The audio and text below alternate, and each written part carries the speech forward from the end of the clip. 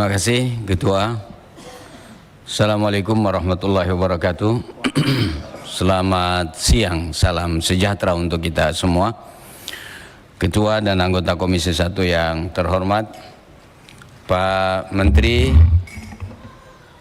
Kominfo dan para Wakil Menteri, Ketua KPI, Ketua Dewan Pers, dan juga yang mewakili KIP, Bu Sekjen dan seluruh jajaran.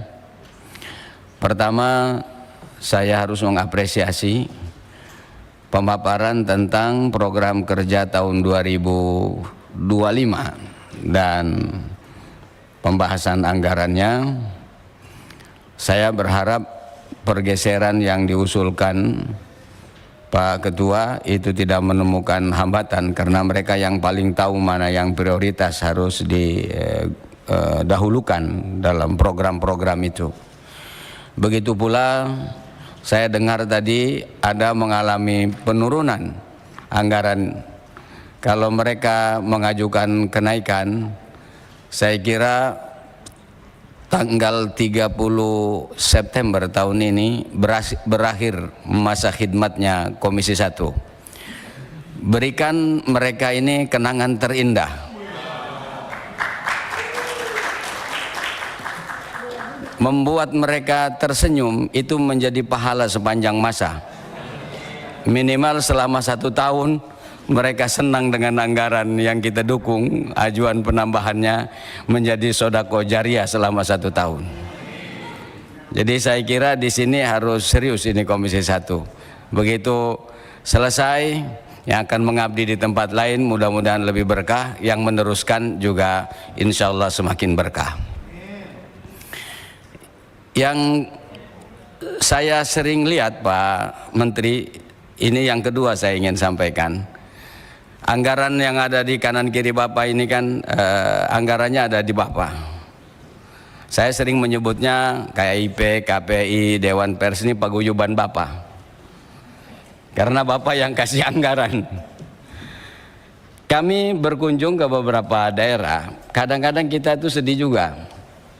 Ada lembaga masih sama dengan paguyuban Bapak, yang satu gajinya sebulan 30 juta, yang satu 10 juta. Lembaga yang sama paguyubannya, kerjanya kira-kira sama, tetapi gajinya itu tidak sama. Saya tidak tahu karena ada subsidi dari daerahnya yang berbeda atau ada kelincahan dari ketua-ketua masing-masing. Rasanya kalau ke depan kita berpikir itu dibuat anggarannya dari APBN supaya standar gitu Pak. Kan nggak enak rasanya. Lembaga yang sama dibentuk oleh undang-undang, kerjanya sama-sama capek lah. Kok gajinya ada kejomplangan begitu. Kan ini juga secara manusiawi. Mungkin mereka ikhlas-ikhlas saja Pak. Ya kalau ditanya ikhlas, ya tetap jawabnya ikhlas Pak. Karena kalau nggak ikhlas takut juga mereka. Jawabannya sih pasti ikhlas saja. Karena emang nggak ikhlas juga emang cuma segitu Pak. Jadi ikhlas saja yang paling enak, jawabnya ikhlas gitu. Saya kira ke depan perlu dipikirkan Pak. Bahwa gaji mereka KIP ke bawahnya dan KPI, KPID itu mungkin dipakai standar dari pusat, standar nasional begitu. Syukur kalau anggarannya dari pusat, itu jauh lebih bagus gitu. Kemudian yang kedua Pak, yang saya ingin sampaikan, saya ini selama 4 periode jadi anggota Dewan, 24 jam belum pernah mematikan handphone. Meskipun sayanya tidur, handphone saya hidupkan. Ada orang yang mau telepon, bisa telepon, besoknya saya telepon, pas subuh saya telepon balik. Atau ada yang WA, saya telepon. Semalam itu sampai jam 12 telepon saya ini rame. Ada tokoh, ada sebagian ormas menelepon WA saya terkait dengan salah satu dirjen di tempat Bapak mengeluarkan surat. Azan diganti dengan running text dalam waktu misa. Paus yang mulia yang baru jadi tamu kehormatan kita dan tamu bangsa Indonesia. Tentu kita menyambut baik kedatangan Paus ke Republik Indonesia karena pasti beliau akan membawa pesan perdamaian. Pesan perdamaian besar ini menurut saya harus kita jaga. Toleransi di Indonesia ini sudah puluhan tahun terjaga dengan baik. Alhamdulillah.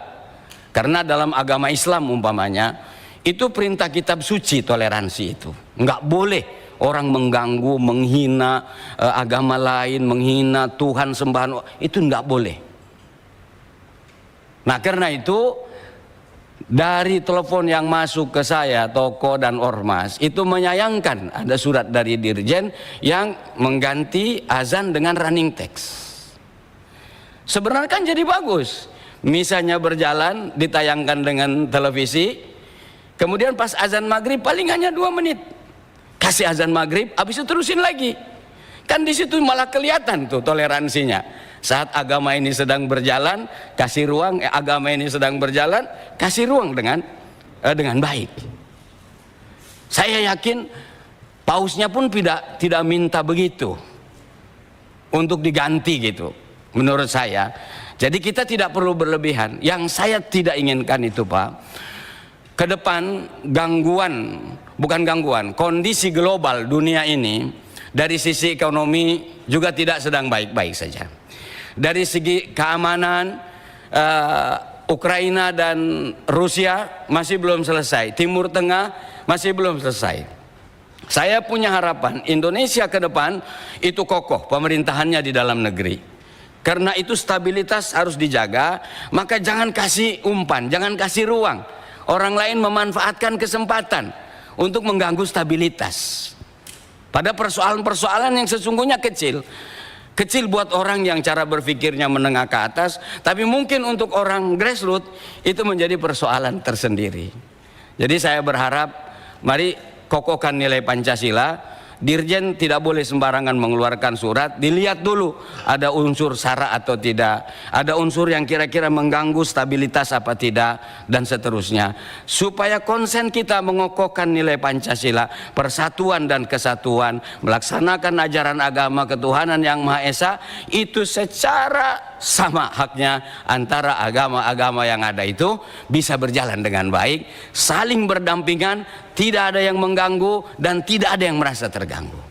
Saya kira itu Pak permintaan saya. Terima kasih. Assalamualaikum warahmatullahi wabarakatuh. Waalaikumsalam warahmatullahi wabarakatuh.